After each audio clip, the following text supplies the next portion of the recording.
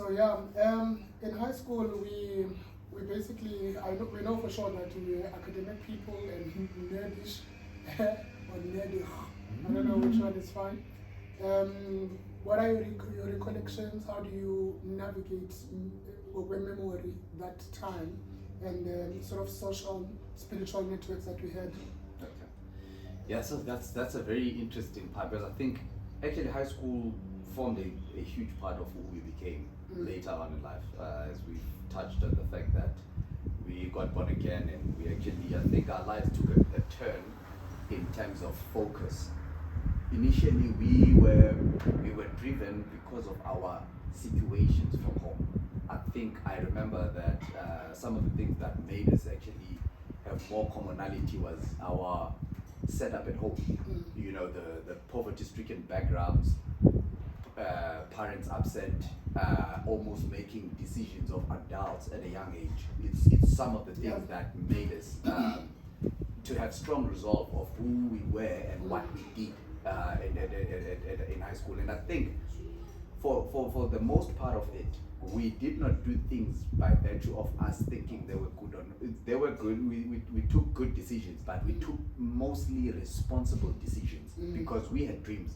Our dreams were to get out of where we were. So that shaped and formed the people we were in high school, such that I think it's what differentiated us from the people that actually had their parents, you know, making those day-to-day decisions for them. People that had lunch to go to school, to carry to school. We didn't have lunch to carry to school. That was actually, it was a treat if you had lunch, and we didn't even have money to actually buy proper food when we actually, so you tried to make ends meet at school by you actually made friends in order for you to actually have people take care of certain aspects of your life where you actually couldn't afford. Okay, so that I don't go off the tangent for too much, but that's just to actually give us. As you were talking, I wanted to actually remind you. Do you remember the trouble of a strike in matric when they told us, the teachers told us that we're not going to have a matric farewell? And actually, yeah. Oh, and by the way, that was his forte.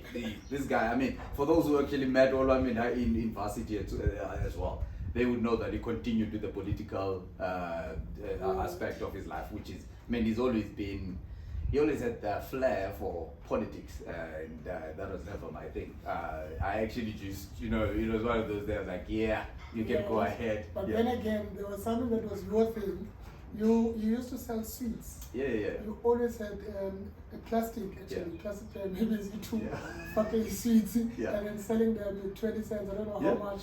And then you graduated in front of our eyes and actually bought a camera, and then you have these film cameras that you used to go and develop the pictures. And the photo behind us. You know, and then and you developed after that, and you know, and tell us about that entrepreneurial journey, because I know people are seeing now the property portfolios, which we'll probably talk about at a later stage. But they don't know that you sold sweets. So the entrepreneurial aspect of my life actually commenced, I think, back then still, and I would say my late sister played a huge part in that. My late sister and the situation we were in, and I keep referring to those because of, I think a lot of people have heard a story, tell our stories. So the entrepreneurial aspect. So my sister. What's her name again? Nomalungisa. So Sasitungisa. Yeah.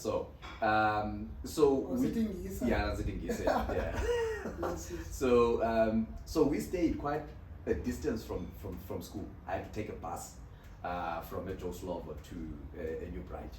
Now we didn't have the money because my mom was away, and also, I mean, the money that she sent was not enough. So we had to find ways. My sister actually had to find a way to make sure that I get to school. So one of the ways was to actually give me sweets to sell. First of all, I must actually speak about the experience, because at first it was not a pleasant experience, because there's no kid who wants to be selling sweets whilst other kids are playing. Because for me, I actually needed to now understand my situation, and the fact that my going to and fro with regards to school depended on how many sweets I could sell. So that actually then meant sweets were a necessary concomitant of the part of life I was in at that point in time. So it made me get over being self-aware a lot and start thinking of the fact that You I've got can't make it tomorrow to Exactly. school if you don't push up these sales. exactly. You can't.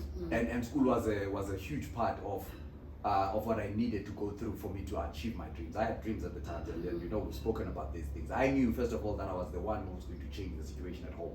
So for me to be I able mean, to your do name that- is Mandilakhe. Yes. Yeah. You know, it actually means Let let me me build my build. home. Yeah. And then if you actually put it in context, let me build my home. Yeah. And you've assumed, I suppose, that responsibility again. Yeah. We've never made, this is another connection we've never made. Yeah. When I was in Esvelicha, Makazi Nontenja Olwam Mnqwazi, she also passed away, excuse me, a couple of years back. Okay. She's taught me a lot of lessons in life. Yeah. She'd come back from Joburg and she would bring a unomcani. Oh yeah. You know, I see that, yeah. Those bags, bags yeah. that, Yes. you know, these entrepreneurial, Yeah. you know, working class people who always have that unomcani and Yeah. sell things. One time she would actually bring it with spices, different spices, to sell as well. So we'll basically put into plastic as these Tupperwares. Yeah. And being as a Tupperwares, It's those cheap crafted. kafti. Yeah, yeah. She put spices and then we had to go and sell Nabo Mastole and all Yeah. of that. The other time she'd actually come back and bring us stilul, a big roll of stilul. We'll cut it in pieces and then go and sell. So you see, we've never made this connection for before sure. because we're busy with other things. Yeah, yeah. And then yeah. sometimes you'll bring indamo zesibane. Oh yeah. Isibane separaffin, Mm. and then she brings a roll again, which will cut into pieces, all of us, and then have to go and sell. Sometimes it is in troco, Yeah. like that.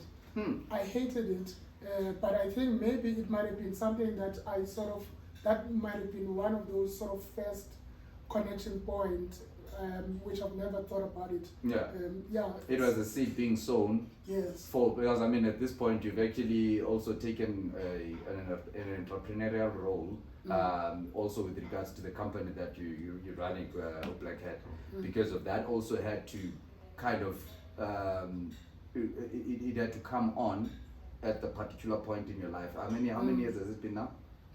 At Black Hat, 7 years. 7 years. So when you started Black Hat, surely that seed that was sown then started to germinate because of and it takes certain situations for certain things that have already been imbued upon us to actually come forth because of it. At times we have potential that is lying dormant, and it only comes forth when life begins to demand those things. It places a demand on us in terms of then you actually sort of remember, like Steve Jobs. I like this quote that the dots always connect when you look backwards. They in connect in retrospect. Yes.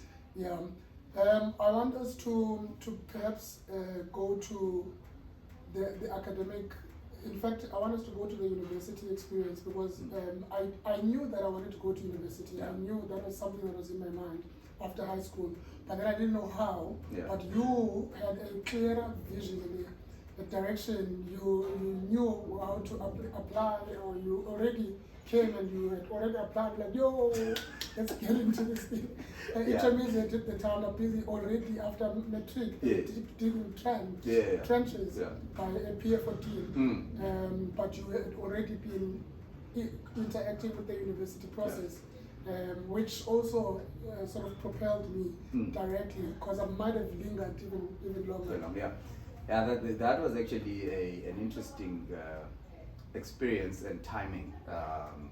It's mostly that I got to go to university because remember, had it not been for university for us, I don't think we would have actually gotten further in life, because it's some of those key aspects that actually formed the people that we are right now. Had we missed any of the steps in the process, that's what I'm trying to get to. Because for some people, it takes them missing just one step. For example, academically, there were people that were better than us, if you remember, in school. Yes. They were better than us. Some went to university for 1 year, dropped out, and then they actually never went any further. Now, when you check them or check where they are, they didn't go any far in life with regards to progress career-wise, let alone academically, financially as well, because you then start seeing people's lives deteriorating due to the fact that school has a way of just making your life better, your thinking and all of that. But anyway, academically, you actually mentioned that. So because I had a clear idea of what would take me out of poverty and what would enable me to change my family situation, I knew that university had to be part of it. Now remember, there was no one in my house had ever been to university. I only got to know where UPE actually is. So we grew up in PE, but I only went to UPE for the first time when we were applying for university. I mean, in 16 years being a PE. No association to that academic institution. And it was only 2 taxis away from where we stayed. No exposure in terms of going for career guidance or anything like that. We got career guidance by virtue of the teachers that would actually suggest you are good in whatever. In science, then they would say, yeah, you should be an engineer or a scientist or a doctor, whatever the case is. With me, I was good in because of I did commercial subjects from standard 8. Then my accounting teacher was like, you must do chartered accountants. I've never heard what chartered accountants before. I didn't know what that entailed. Got to know about it only later on because of it was the one thing that was preached when I was actually coming up. But it was good because of it enabled me to look forward towards something, and it actually helped me to actually I think my actions aligned with the fact that I needed to go to university. So I'm just touching on the aspect of moving to. It really helped me personally because I knew that I wanted to, but I just didn't have mechanism step by step. And even though you would come, you hear someone say the application, and then you see these prospectus, they are very long and some strange names, and you're supposed to know all of this, and you were just focusing on the matric. You just wanted to pass, and we had failed in June because of at the time the standard that had dropped academically. There's a lady teacher who came. Was in medicine. I remember her. That lady teacher helped us a lot. She put she came with June, and that lady put us in a camp, basically a mathematics camp. We came to school. We would want to even do crossovers and sleepovers. Like when we get to the township, it was our mind was becoming clearer. And I personally have never been a low-performing academic student, and so is you. Because we used to even shake hands by and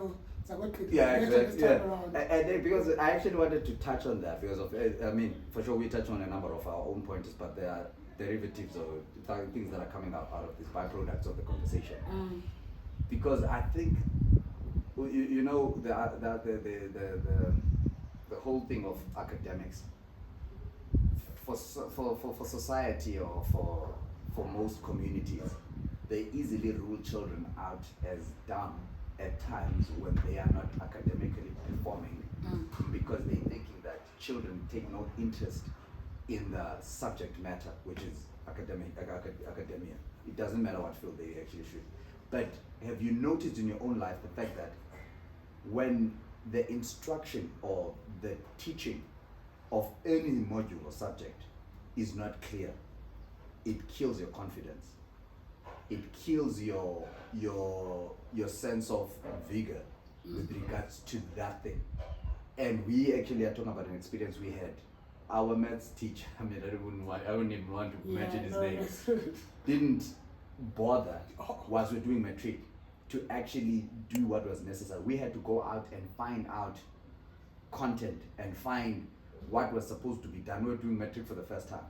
And that killed our confidence because of we were on our own.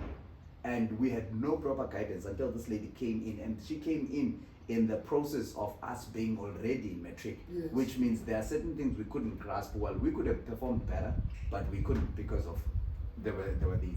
And this is not in looking back in a manner that we're regretting, but it's actually noting the fact that there were contributing factors to how we could have done. And making connections. Yes. And things could have been different because of there's a huge difference between 50 and 60, and a huge difference between 50 and 80.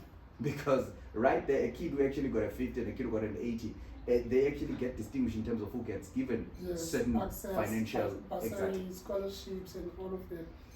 Now that we've talked about the negative sort of teacher experience, there's one teacher that we agree on the helpfulness and resourcefulness of her presence and her efforts in the classroom, which we both experienced missed times, so that we don't leave on that negative note. But she was one person that got into class. She knew what needed to be done in class. She took us through. There are so many others, but at least this one we both have experienced and agreed. And even currently, we still feel and see her presence and rooting for the good work that is coming out of our efforts. So I wanted us to sort of... listen, Miss Times made a contribution that we still talk about today. Yes. So she taught us English. At least I think we are making her proud at this point. I never break anything. Yeah, exactly. Because at least I think the grammar is coming well. We might not be speaking the Victoria English, but we definitely are making our points. And whoever's listening can hear whatever we say. She believed in us, first of all, more than anything. Number two, I remember actually she one time took us to the hall for a debate session with some guys from Lawson Brown. Yeah, I mean, I remember the chaps at that time, like they are English and they had a twang, for crying out loud. But this lady believed that we could actually say something worth listening to in the midst of those kids that could easily, I mean, they clearly expressed themselves in English. They were comfortable in the language. They thought in the language. I mean, they definitely have been taught in the language. We were mixing. I mean, I still have a bad, recollection. Of course, there was also spelling bee as part of that that program. For now, I would not remember lesson plan, and thank God you remember, because I don't remember that school, because I was new in PE at home during those years. And then after a couple of words that we've been spelling, then I forgot this one word which I won't mention here. And then I still have nightmares. But we're happy because out of that experience, I was able, when I came to Johannesburg for two of my high school years before going back to ETEC, I then led the debate team within that school by virtue of having been experienced, at least from that program. So it's a good, you see these things sort of build up. So maybe this one is really for all the teachers that are really putting all the efforts, knowing when we step into the classroom, we know what is the program for the day. We get people to actually move and push and know that these children might only have you as a positive role model, or at least your experience will actually lead them directly to where they need to be in life. Definitely. Yes. I think that is very imperative, and I think it's also key for teachers to understand that their role, as much as, I mean, for sure, we are trying to ease up things for teachers where parents actually put too much effort or actually put the blame on teachers most of the time. But teachers play a huge role in actually forming the character of the child as well. It's not just the content of the subject that they teach, which is key. I mean, that's what they're there for. But at the end of the day, also, I think they must never undermine their role in crafting and actually bringing out certain attributes in children that their parents wouldn't be able to bring out, because most of the time our parents were not so educated, let alone they actually were not well versed in terms of the psyche of children, how to deal with children. For them, they just see someone who needs to be taken to school in order for them to get better. So the teachers... Exactly, that's it. Because the teacher exactly. So as we are recollecting right now, had it not been for the teachers that were in our lives, and I'm sure we are missing some teachers, but I mean, we are remembering some as well. But because had it not been for those different teachers playing the role that they did play in our lives, we definitely would have missed a step or two, and that actually wouldn't have ended up where we are. So yeah, definitely. To teachers, we celebrate you and continue to do a great job. Thank you so much.